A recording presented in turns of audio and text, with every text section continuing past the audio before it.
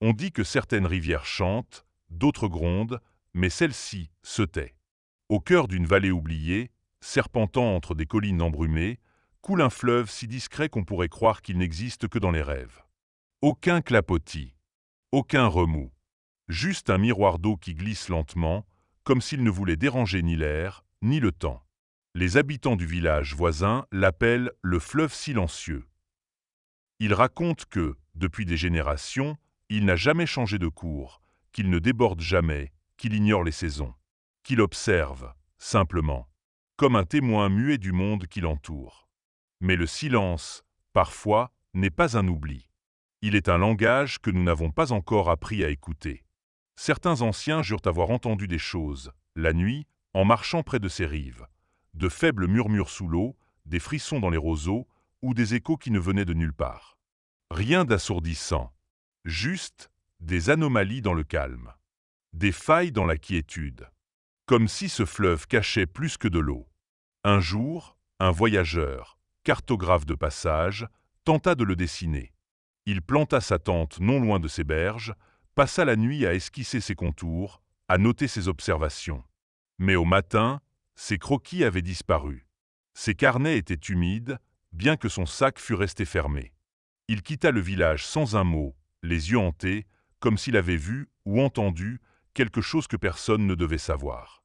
Depuis, une règle tacite s'est imposée. On ne questionne pas le silence du fleuve. On le respecte. On l'observe de loin. On n'y pêche pas. On ne s'y baigne pas. On le laisse tranquille. C'est ainsi. Mais cette tenue a fini par devenir une fascination. Et cette fascination, un mystère non résolu. Pourquoi une telle constance? Pourquoi ce calme absolu? Pourquoi aucune faune aquatique apparente, aucun signe de turbulence, aucun vestige humain sur ses rives, malgré sa proximité avec le village? Les légendes locales évoquent un garde invisible, une présence qui veillerait sur le fleuve. Certains y voient un esprit de la nature. D'autres, une malédiction ancienne. Tous s'accordent sur une chose. Ce silence n'est pas normal. Certains ont tenté d'y plonger. Ils racontent une sensation étrange, comme si l'eau elle-même repoussait leur corps, comme si le courant se dérobait pour éviter le contact. Aucun d'eux n'a trouvé le fond. Aucun n'a vu de poisson. Mais tous sont revenus, changés, silencieux, eux aussi. Et s'il ne s'agissait pas d'une absence de bruit, mais d'un secret enfoui? Et si ce fleuve, que l'on a toujours observé en surface, cachait une histoire, un souffle, un langage, non pas muet, mais étouffé ou camouflé? Ce que vous allez découvrir dans cette vidéo, ce sont les vérités cachées du fleuve silencieux. Des vérités oubliées par l'histoire, camouflées par la nature, ignorées par l'homme. Nous allons plonger, doucement mais profondément, sous cette surface lisse. Écouter ce que personne n'a voulu entendre. Lire entre les courants. Explorer ce que même les anciens ont préféré taire. Car si l'eau peut refléter le ciel, elle peut aussi refléter nos illusions. Et ce fleuve a bien des choses à nous dire. Le passé, comme l'eau, laisse des traces. Il ne s'efface jamais vraiment. Il s'enfonce, il sédimente, il s'enroule autour des racines et se loge dans les creux du lit des rivières. Et parfois, si l'on tend l'oreille, il murmure encore. Le fleuve silencieux n'a pas toujours été ainsi. Les plus anciens récits retrouvés dans les archives régionales, de vieilles lettres manuscrites, des journaux de bord oubliés, des parchemins aux encres fanées, racontent une rivière vive, chantante, parfois même dangereuse. Une rivière que l'on disait trop bruyante pour dormir à proximité.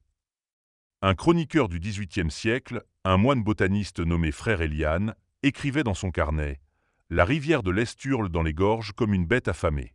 Son écume frappe les rochers avec fureur. Elle emporte les branches, les cris et parfois les âmes égarées. » Ce témoignage tranche radicalement avec le cours placide que l'on connaît aujourd'hui. Que s'est-il donc passé entre ces lignes anciennes et la réalité actuelle? Pourquoi cette transformation? Et surtout, pourquoi personne ne semble vouloir en parler? Plus troublant encore, certaines cartes anciennes, comme celle dessinée en 1823 par l'explorateur Jean-Baptiste Daval, montrent un lit de fleuve plus large, divisé en bras, avec des affluents secondaires aujourd'hui introuvables. Comme si la rivière elle-même avait rétracté ses veines. Il n'y a pas que les cartes. Le folklore local, transmis oralement par les anciens, regorge de récits troublants. Une légende revient souvent, sous différentes formes. Celle de l'enfant noyé qui parle encore, de la barque qui revient toujours vide, ou du berger pétrifié pour avoir lancé un caillou dans l'eau un soir de pleine lune. Ces histoires, autrefois racontées pour effrayer les enfants, prennent soudain une teinte plus sérieuse quand elles sont recoupées avec des faits géologiques ou des observations empiriques. Car les récits parlent tous d'un moment de bascule. Une nuit précise. Un événement inexpliqué. Une grande inversion, comme certains l'appellent. Certains scientifiques modernes évoquent des causes naturelles, un glissement de terrain, une activité sismique modeste, ou même un effondrement souterrain qui aurait modifié la structure du lit de la rivière. Mais aucun rapport officiel ne confirme quoi que ce soit. Les habitants, eux, évitent le sujet. Quand on leur pose des questions, ils détournent le regard, haussent les épaules ou changent de sujet. Comme si ce silence était une consigne. Ou un pacte. Quelque chose de scellé par le temps, par respect ou par peur. Et pourtant, les indices sont là. En étudiant les strates de sédiments à quelques mètres de la rive, certains chercheurs ont découvert une couche noire, fine, parfaitement alignée sur toute la vallée, suggérant un événement brutal. Un feu, une coulée de boue, un déversement toxique? Impossible à déterminer avec précision, mais cette couche date d'environ 150 ans, soit exactement à l'époque où les récits du fleuve Hurleur s'interrompent dans les archives. Autre détail troublant, la disparition progressive de la faune aquatique. Selon les anciens registres de pêche, le fleuve abritait jadis des anguilles, des truites sauvages et même des castors. Aujourd'hui, on n'en trouve plus aucune trace. Pas même une carcasse. Comme si la vie elle-même avait fui ce lieu. Mais peut-être que cette fuite est une réponse. Une réaction à quelque chose que nous ne comprenons pas encore. Un instinct de survie face à un danger invisible. Ou à une présence dérangeante. Une mémoire inscrite dans le vivant que nous avons perdue. Il est aussi possible que le silence du fleuve soit un camouflage. Une adaptation. Un repli. Une manière pour la nature de protéger ce qui ne doit pas être vu. Ou entendu. Et si ce fleuve avait connu un traumatisme, une blessure profonde, si violente qu'elle aurait forcé l'eau elle-même à se taire, un souvenir enfoui dans la vase et les méandres? Certains historiens alternatifs évoquent même l'idée que le fleuve n'a pas changé, mais que notre perception, elle, a été altérée. Qu'un événement collectif, un choc, aurait effacé une partie de la mémoire des hommes, et avec elle, la mémoire du fleuve. On raconte qu'un archiviste, passionné par les légendes du fleuve, aurait reconstitué une chronologie précise des phénomènes inexpliqués. Mais ses recherches auraient disparu dans un incendie mystérieux. Il ne reste de lui qu'un nom griffonné sur une pierre au bord de l'eau. Nous sommes peut-être les héritiers d'un oubli. Ce que cette deuxième partie de notre exploration révèle, c'est que le silence du fleuve n'est pas un état d'origine, mais une conséquence. Une réaction. Un effet secondaire. Et que pour en comprendre la cause, il nous faut creuser plus loin, écouter plus profondément. Les échos du passé sont là, tout autour. Ils résonnent dans les pierres, dans les récits effacés, dans les courants qui ne bougent plus. Et dans ce silence, un message attend toujours d'être entendu. Comment comprendre ce que l'on ne peut ni voir, ni entendre? Comment percer le secret d'un silence que même les mots ne peuvent décrire? Pour avancer, il fallait changer d'approche. Oublier les récits, les croyances, les cartes anciennes. Plonger dans l'observation pure, rigoureuse, presque chirurgicale. Et c'est là que la science est entrée en scène. Un groupe de chercheurs indépendants, intrigués par les anomalies du fleuve, s'est récemment formé pour étudier son comportement. Leur mission, écouter un fleuve qui ne parle pas. Leur outil principal, l'hydrophone. Un hydrophone est un microphone conçu pour enregistrer les sons sous-marins. En le plaçant au fond du lit du fleuve, les scientifiques espéraient capter ce que l'oreille humaine ne pouvait percevoir. Les premiers enregistrements furent déconcertants. Aucune modulation classique. Pas de clapotis, pas de bulles, pas même les fréquences habituelles émises par les mouvements de sédiments ou la faune. Juste des impulsions. Rares, irrégulières. Comme des pulsations. Comme un battement, mais pas celui d'un cœur. Plutôt celui d'un signal. Intrigués, ils ont tenté une modélisation numérique. Les pulsations suivaient une structure, mais pas celle de la nature. Pas de rythme circadien, pas de corrélation avec le climat ou le niveau d'eau. En revanche, elles correspondaient à certaines phases lunaires. Une coïncidence? Peut-être. Mais plus l'équipe approfondissait ses relevés, plus le mystère s'épaississait. En parallèle, une exploration sous-marine fut tentée, à l'aide de drones aquatiques miniatures. Ces engins furent programmés pour cartographier les fonds du fleuve et prélever des échantillons. Très vite, ils détectèrent quelque chose d'anormal. Le lit du fleuve n'est pas régulier. À certains endroits, l'eau semble plus dense, plus lourde, presque comme si elle résistait à l'analyse. Les images captées montrent des formations minérales étranges, aux formes géométriques presque parfaites. Des angles droits. Des sillons qui ne ressemblent à aucune formation naturelle connue. Certains évoquent des vestiges. Mais de quoi? Les échantillons de sédiments ramenés à la surface ont révélé des traces de métaux rares, notamment du terbium et de l'yttrium, souvent associés à des technologies modernes, mais en quantité impossible à expliquer sans intervention humaine. Pourtant, aucun projet industriel n'a jamais été signalé dans cette zone. Pas d'usine, pas de décharge, pas de forage. Rien. Officiellement, ce lieu n'a jamais été exploité. Et pourtant, quelque chose y repose. Où y a été enterré? Plus troublant encore, une variation anormale du champ magnétique local a été mesurée au-dessus de certaines zones du fleuve. À cet endroit précis, les boussoles se dérèglent, les téléphones perdent le signal et les montres s'arrêtent temporairement. Comme si le temps lui-même hésitait à passer. Un géologue, membre de l'équipe, a proposé une hypothèse audacieuse. Le fleuve serait le couvercle d'une chambre souterraine. Une cavité ancienne, gigantesque, contenant peut-être quelque chose.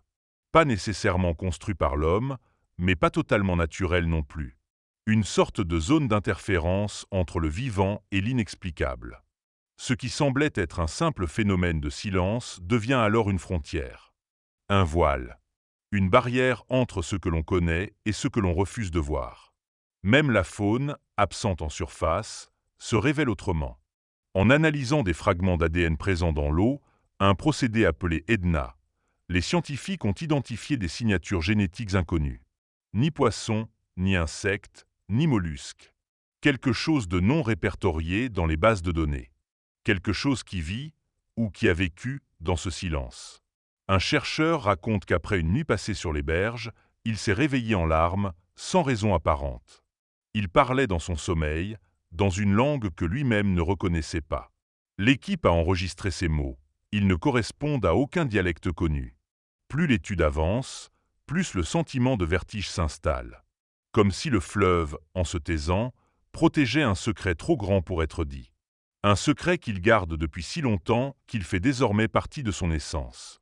Les résultats ne sont pas encore publiés. Les chercheurs hésitent. Certains veulent rendre tout public. D'autres, au contraire, craignent les conséquences.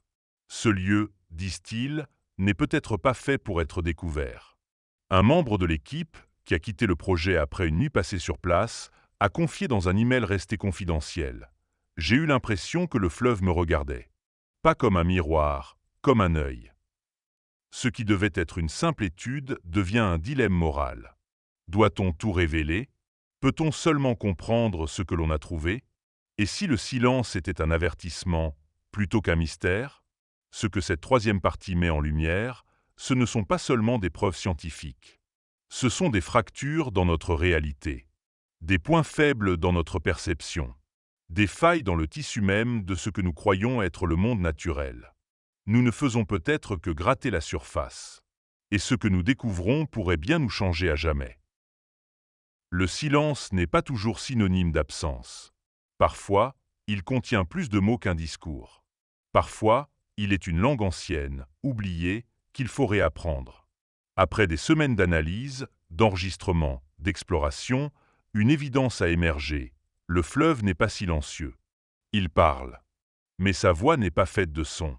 Elle est faite de rythmes invisibles, de fréquences enfouies, de connexions lentes et profondes avec ce qui l'entoure. Les relevés des hydrophones ont fini par révéler un motif. Non pas un message articulé, mais un cycle. Un souffle. Comme une respiration longue, millénaire.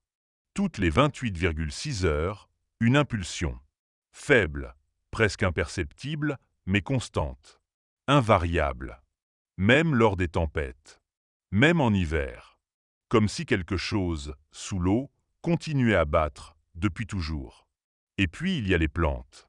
Certaines espèces de mousses et d'algues, prélevées au bord du fleuve, présentent une réactivité inhabituelle à certains champs électromagnétiques. Exposées en laboratoire à la fréquence exacte des pulsations sous-marines, elles se mettent à vibrer doucement. Pas un mouvement visible à l'œil nu, mais une oscillation mesurable. Une résonance. Comme si elle répondait à un appel. Un biologiste a avancé une hypothèse vertigineuse. Le fleuve fonctionnerait comme un organe sensoriel d'un écosystème bien plus vaste. Il ne serait pas une entité isolée, mais un nœud de perception. Un capteur naturel, ancien, interconnecté avec des dynamiques que nous ne comprenons pas encore.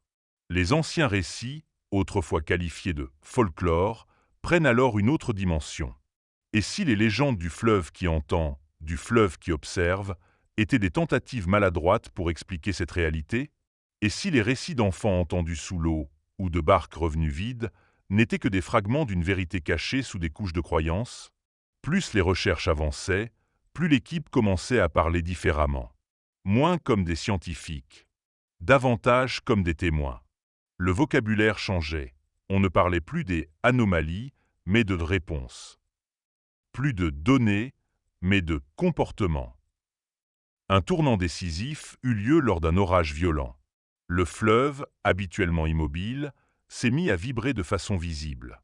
L'eau ne débordait pas, mais formait à sa surface des motifs circulaires, comme une immense peau frémissante. Les appareils ont enregistré un pic d'activité magnétique. Les drones, restés en veille sous l'eau, se sont tous désactivés en même temps. Et l'hydrophone, lui, a capté un son. Unique, grave, bref. Un son comme un gémissement. Ou un soupir. Pas un cri. Pas une alarme. Plutôt, une réaction. Et là, tout a changé. Ce fleuve n'est pas silencieux. Il est en attente. Attente de quoi? De qui? Impossible à dire. Mais tout, dans sa structure, dans son rythme, dans ses réponses, suggère une intelligence distribuée. Pas une conscience humaine. Pas une volonté claire. Quelque chose de plus vaste. De plus ancien. De plus enraciné dans le tissu même du monde. Certains chercheurs ont commencé à comparer ces cycles avec ceux d'autres phénomènes naturels. Les marées, les vents stratosphériques, les ondes sismiques. Et plus surprenant encore, avec les signaux radio captés depuis l'espace profond. Certains motifs se répètent. Pas de manière exacte, mais comme une variation autour d'un même noyau. Et si le fleuve faisait partie d'un réseau? Un réseau naturel, souterrain, intercontinental? Un réseau qui capte, filtre et transforme des signaux qui échappent à nos sens? Cela expliquerait pourquoi la faune a disparu. Pourquoi les hommes ont oublié. Pourquoi les légendes parlent d'interdit et de présence. Cela expliquerait aussi ce sentiment universel partagé par tous ceux qui l'approchent, l'impression d'être vu, ressenti, saisi par quelque chose de plus grand. Car le fleuve n'est pas un lieu. Il est une interface. Et cette interface nous murmure, à sa manière, que nous ne sommes pas seuls. Que la nature n'est pas seulement une mécanique ou une esthétique, mais peut-être aussi un système de mémoire et de réponse. Une entité vivante qui, dans ses plis les plus profonds, pense autrement. Les implications sont vertigineuses. Si ce fleuve peut ressentir, percevoir, communiquer à travers un silence structuré, alors qu'en est-il des autres? Des déserts? Des montagnes? Des forêts? Et si la nature tout entière formait un immense organisme réparti, où chaque élément, rivière, roche, mousse, vent, joue un rôle dans une forme d'intelligence lente, non linéaire, mais réelle? Un membre de l'équipe, resté seul une nuit près du fleuve, a confié à son retour « Je n'ai rien entendu, mais je suis revenu avec la certitude que quelqu'un ou quelque chose m'avait écouté. » La vraie voix de la rivière, ce n'est pas un son, c'est un rythme, une présence.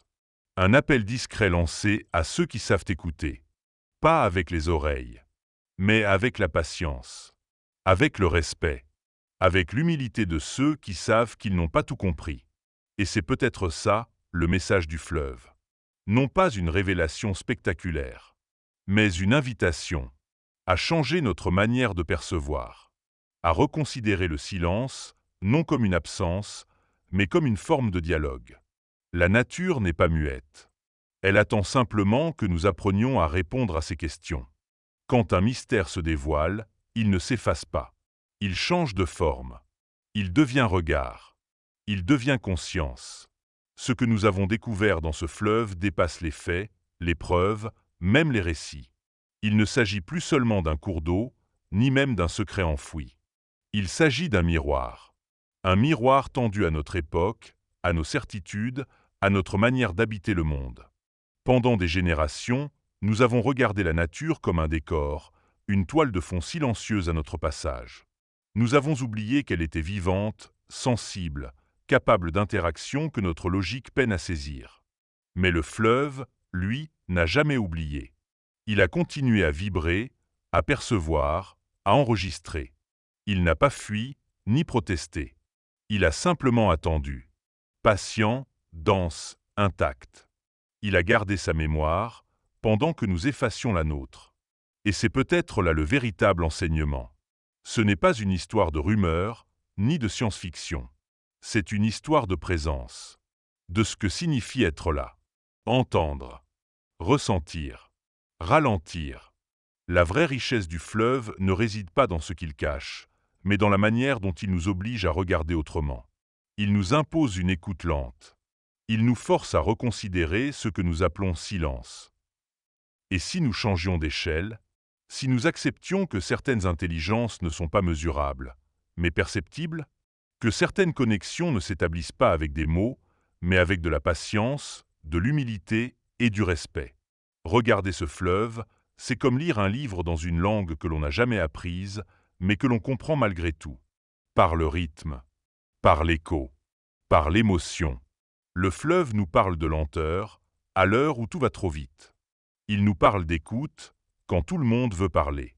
Il nous parle d'équilibre, quand notre monde vacille. Ce que cette chronique révèle, ce n'est pas une anomalie dans la nature. C'est une anomalie dans notre regard. Le fleuve n'est pas une exception. Il est un rappel. Un symbole de ce que nous avons trop longtemps ignoré, que le vivant pense, ressent et interagit bien au-delà de notre compréhension. Et si ce fleuve est capable de communiquer, même à travers l'absence de bruit, alors peut-être que d'autres lieux, eux aussi, nous parlent, nous préviennent, nous appellent. Car il ne s'agit pas uniquement d'un mystère résolu. Il s'agit d'une invitation à la vigilance, à ralentir, à observer, à s'émerveiller. Le silence du fleuve, en vérité, n'est pas un vide. C'est une mémoire pleine. Pleine de ce que nous n'avons pas su voir. Pleine de ce que nous avons oublié. Pleine de ce que nous devons désormais protéger. Et cette protection ne commence pas dans les laboratoires ou les traités internationaux. Elle commence ici, maintenant, par un regard, un geste, une attention renouvelée au vivant. Nous vivons dans un monde saturé de bruit. Mais ce fleuve nous enseigne que le silence peut être un acte de résistance, une parole ancienne, une réponse douce à la brutalité du monde. Alors, que faire? Peut-être rien de spectaculaire. Peut-être juste écouter. Apprendre à reconnaître les fleuves silencieux dans nos propres vies. Ces lieux qu'on traverse sans s'arrêter. Ces détails qu'on ne regarde plus. Ces voix qu'on ne perçoit pas. Un arbre au fond d'un parc. Une goutte de rosée sur une vitre. Un rocher couvert de mousse. Un moment de calme entre deux respirations. Un souvenir enfoui dans notre mémoire. Tout cela peut devenir un fleuve. Un message. Une vérité. Car cette histoire n'est pas uniquement celle d'un cours d'eau oublié. C'est aussi la nôtre. Et si vous êtes resté jusqu'ici, si vous avez écouté, ressenti, compris ne serait-ce qu'un fragment de ce récit, alors quelque chose a déjà changé. Peut-être que vous êtes désormais un peu plus lent, un peu plus attentif, un peu plus en phase avec ce qui vous entoure.